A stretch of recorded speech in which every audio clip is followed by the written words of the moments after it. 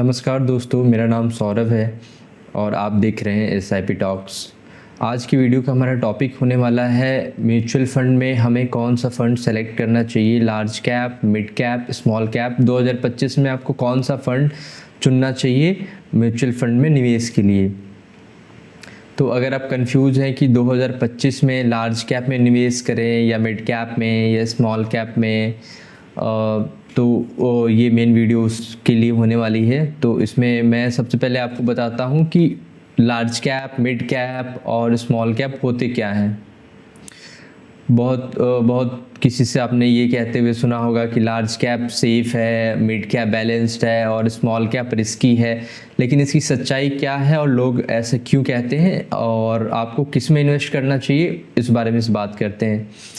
तो market cap होता क्या है? मार्केट कैप का मतलब होता है मार्केट कैपिटलाइजेशन, यानी कंपनी का टोटल वैल्यू, मार्केट वैल्यू कितना है, जिसका सीधा फॉर्मूला होता है share price into total number of shares. इसके आधार पर कंपनियां 3 हिस्से में बांटी गई है।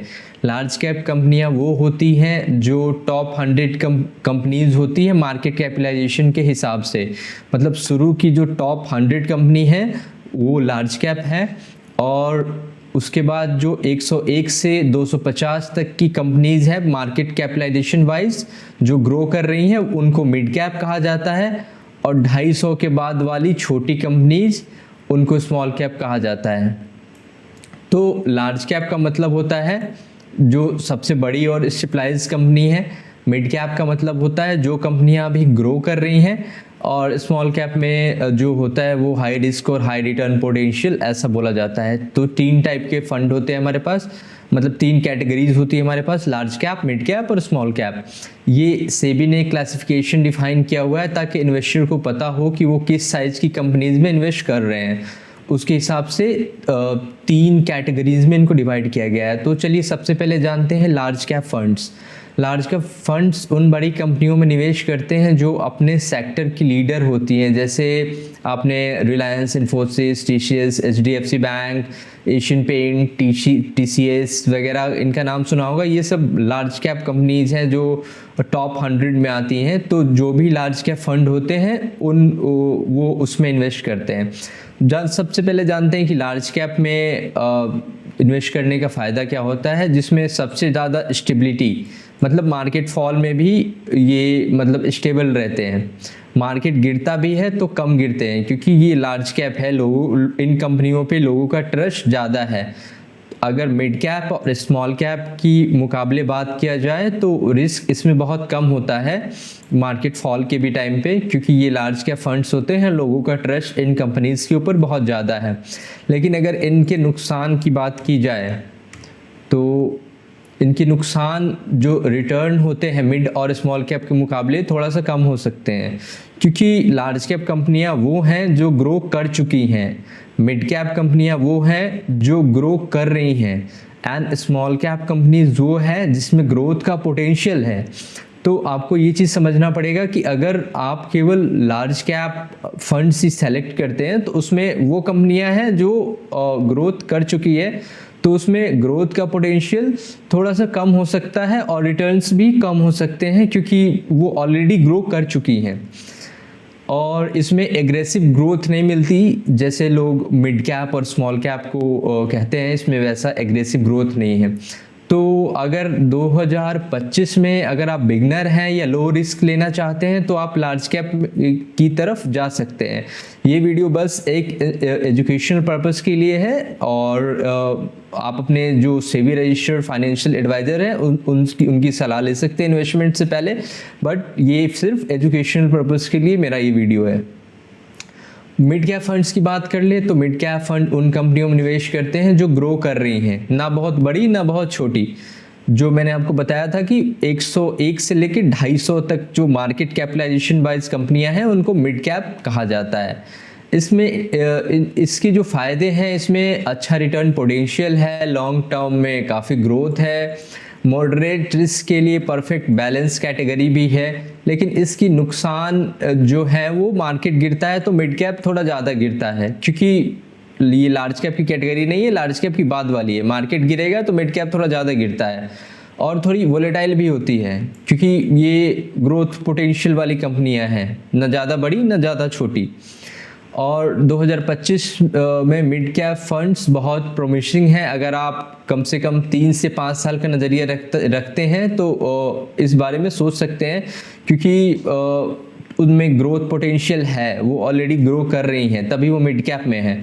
तो अगर आपका जो इन्वेस्टमेंट करने का टाइम 3 से 5 साल है तो ये अच्छा टाइम होता है, आप उसमें इन्वेस्टमेंट के बारे में सोच सकते हैं। अब बात करते हैं स्मॉल कैप फंड्स उन छोटी कंपनियों में निवेश करते हैं जिनमें फ्यूचर पोटेंशियल होता है, मतलब फ्यूचर में ग्रो करने का पोटेंशियल जिन कंपनीज में ज़्यादा है और वो अभी स्मॉल कैप में हैं। स्मॉल कैप में इन्वेस्ट करने की अगर बेनिफिट्स की बात की जाए तो स्मॉल कैप बहुत हाई रिटर्न दे सकते हैं। कई स्मॉल कंपनियां मल्टी बैगर भी बन चुकी हैं। और स्मॉल कैप में इन्वेस्ट करने का एक और मोटिव है कि कई बार वो लोग इतना हाई रिटर्न दे देते हैं कि आप समझिए कि वो अपने बेंचमार्क को भी, लार्ज कैप मिड कैप सबको ओवर क्रॉस करके सबसे ज़्यादा रिटर्न देती है स्मॉल कैप कंपनियां। बट लेकिन उसके पहले उसके नुकसान के बारे में भी सुन लेते हैं कि स्मॉल कैप कंपनीज में नुकसान क्या क्या है।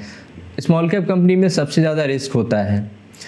मार्केट गिरता है तो सबसे ज़्यादा चोट इन्हें लगती है, और मार्केट गिरने पे स्मॉल कैप फंड्स और स्मॉल कैप स्टॉक्स ही सबसे ज़्यादा गिरते हैं।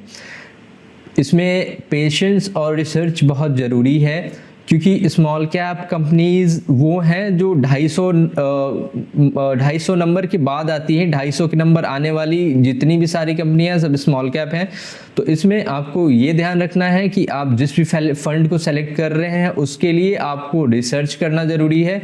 दूसरा, और अगर आप स्मॉल कैप फंड लेते हैं तो मार्केट जब भी गिरता है तो उस समय आपको पेशेंस रखना ज़रूरी है। अगर आप यंग हैं और आपका व्यू लॉन्ग टर्म है और हाई रिस्क लेने की पोटेंशियल है, आप हाई रिस्क ले सकते हैं, तभी आप स्मॉल कैप को चुने। तो 2025 में आप कौन सा फंड चुने, आपके लिए कौन सा फंड सही है? तो अगर आप सेफ और स्टेबल चाहते हैं तो आप लार्ज कैप के साथ जा सकते हैं। अगर आप बैलेंस चाहते हैं तो मिड कैप के साथ जा सकते हैं। हाई रिस्क और हाई रिटर्न चाहते हैं तो स्मॉल कैप के साथ जा सकते हैं। अगर आप कंफ्यूज्ड हैं तो इन तीनों को थोड़ा थोड़ा मिक्स करके डाइवर्सिफाइड पोर्टफोलियो भी बना सकते हैं। अगर आप सिर्फ एक कैटेगरी में निवेश करेंगे या तो आप कम रिटर्न ले रहे होंगे जैसे लार्ज कैप, या फिर ज़्यादा रिस्क उठा रहे होंगे अगर आप सिर्फ स्मॉल कैप लेते हैं। तो इसलिए आपको डाइवर्सिफाई करना बहुत ज़रूरी है, क्योंकि डाइवर्सिफिकेशन ही वो चीज़ है जिसमें आप तीनों टाइप के फंड्स में थोड़ा थोड़ा इन्वेस्टमेंट कर सकते हैं। जैसे मैंने एक एग्जाम्पल के लिए लिया है कि आप जैसे 10,000 रुपये लगाने वाले हैं तो उसमें 50% है वो आप लार्ज कैप में डालें क्योंकि स्टेबल है और इसमें लो रिस्क है। 30% को आप मिड कैप में डालें। जैसे अगर आप 10,000 लेते हैं तो 5,000 को आप लार्ज कैप में डालें, 3,000 को आप मिड कैप में डालें क्योंकि उसमें ग्रोथ और बैलेंस है, और स्मॉल कैप में आप 20% डाल सकते हैं हाई रिस्क और हाई रिटर्न पोटेंशियल के लिए। अगर आप यंग हैं, लाइक अपने 20s और 30s में हैं, आप लॉन्ग टर्म व्यू है, तो स्मॉल कैप का एलोकेशन 25 से 30% तक भी ले जा सकते हैं, क्योंकि आपका इन्वेस्टमेंट टाइम हॉरिजन बड़ा है। इस तरह आपको बैलेंस पोर्टफोलियो बैलेंस भी रहेगा और आप मार्केट के हर सेगमेंट का फ़ायदा भी उठा पाएंगे। सवाल ये नहीं है कि लार्ज कैप बेहतर है या स्मॉल कैप, सवाल ये है कि आप अपने पैसे को समझदारी से कैसे डाइवर्सिफिकेशन करते हैं। एक सही निवेशक वही होता है जो रिस्क और रिटर्न के बीच बैलेंस बना पाए, और उसका सबसे आसान तरीका है डाइवर्सिफाई करना, वो भी सोच समझ करके।